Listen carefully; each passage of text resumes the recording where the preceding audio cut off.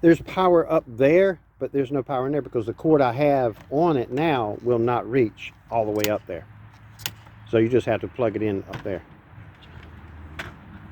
That's why it don't have no power, because the cord is actually on it, because that box came from another site, and I just hadn't changed it out. I thought it might actually reach, but it comes up about 1.5 inches short.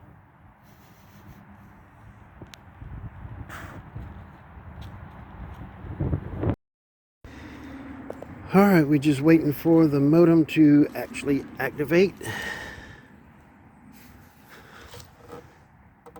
It's not online yet. It's got power, but not online yet. Just waiting. It's rebooting again, doing some configuration. He's putting a ground on the splitter around there. Then we can get out of here, go to Lowe's, pick up 2 power cords, then head to Lake Waccamaw. All right, we have our connection at the new site here, at least to the backhaul. Taking the modem with me until I get the power in that box.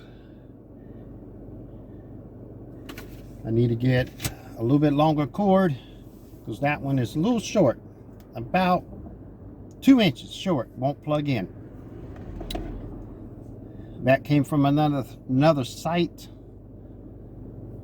and it just not going to fit this one. Now I can raise it up, but I don't want to put screw holes through his siding. Screw it into the 2x4 down there with a lattice. I feel better at putting it down there, and he agreed with it, so that's where it's at.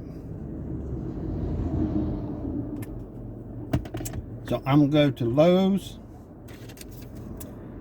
and get a bag of zip ties and 2 little outdoor extension cords. They're about like 8-10 foot long each. It says they have 230 some in stock, so I shouldn't have an issue of getting any. So we're gonna go get that and head to Lake Waccamaw, change the wire on the AP up there, and see if we can get 2 more clients set up and installed. I already got the one that was up for like 2 days. He said he'll be there. I told him my appointment here is like between noon and 1, and it takes 1.5 hours to drive. So maybe 2 hours, 2.5 hours after I leave here, I should be there. And it's 12:34 now. Go to Lowe's, it'll be probably 1 o'clock. So I should be there between 2 and 3, depends on the traffic. But let's ride on.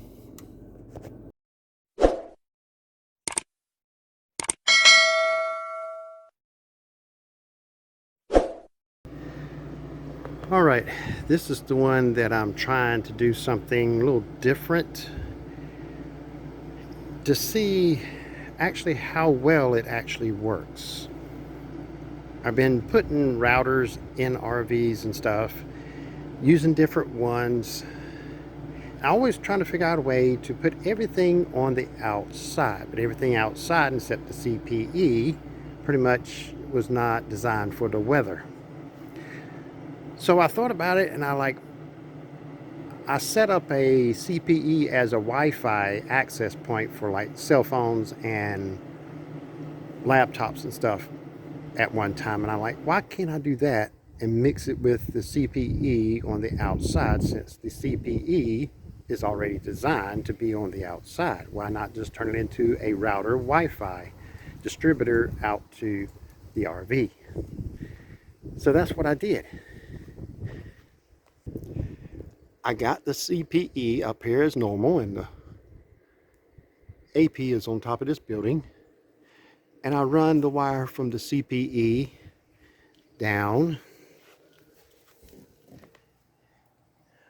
over to my box like I normally do.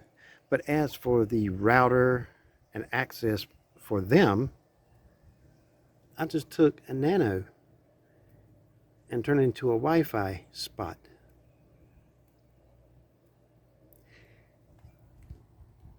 and you just have to be sure you put it on the right frequency. You know, the channel width has to be on 20.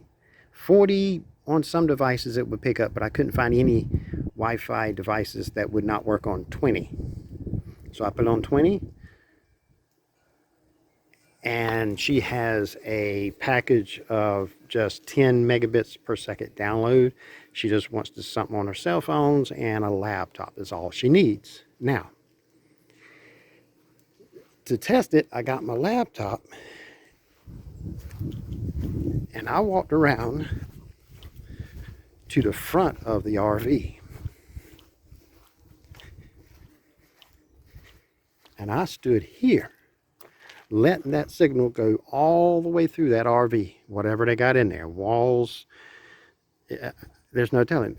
Have they unpacked? I don't know, but it's going through all there. And I got over 10 megabits per second. I think it was like 11 something. So let me get my laptop and see if I can get it to show up on camera with the sun right behind me here, shining on the screen. And hopefully you can see this, so I can get it to focus. Come on, focus.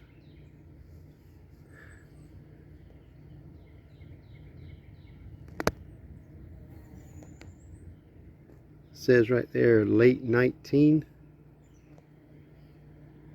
I can barely even see it on my screen of the phone if it's actually focused or not, but you can see that that says late 19. So that is on the Wi-Fi. That this is lot 19. So let's do a speed test and see what it comes up to be.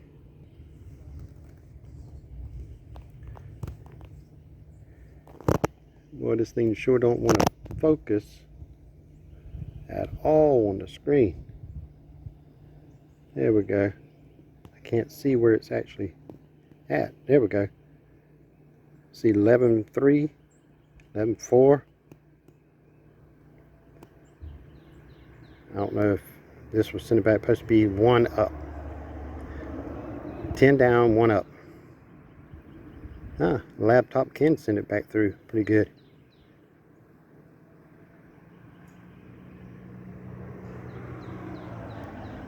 So yeah, getting 11.42 down, 1.09 up.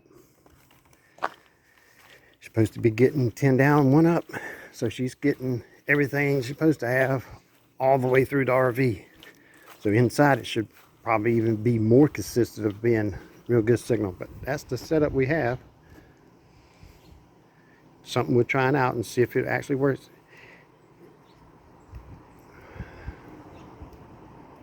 So if we need a hotspot like in a gazebo or something out on an RV park and they just want free Wi-Fi or whatever, we can set one of these up and put a CPE like this, put a box, put one in, we're ready to go. And now it's time to lock this box up. And to lock this box up, you see here it's got like a barrel connector of coax that's sticking out right there. Well, you get one of these, Terminator, and it will go right on here. Now you have to have a special tool to use to do that. So we get this tool right here. It's just right there. LTT7. And what that does, you take it, put it on there just like that, and you just screw it right on. Get it started. Since I'm right-handed, left-handed just ain't working too well. There we go. Take that and screw it in there just like that. Tighten that thing down. Just a little snug. And you pull this way, just like this. You pull it up, comes out. Now try to move this. This just spins now. It just sits here and spins. Yes, you can cut it off, you know, to get in there, but it's going to take some effort to actually get in the box now. And all I got to do is to take it out, you just come up here, stick it right in there, and it locks in. I don't know if you can hear it or not. You take it, push it in, and when you turn it, locks. You can take it right off,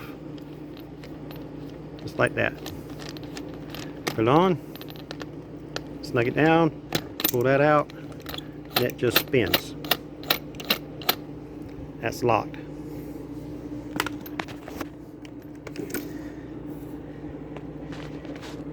And much the rush I was in this morning, wasn't thinking.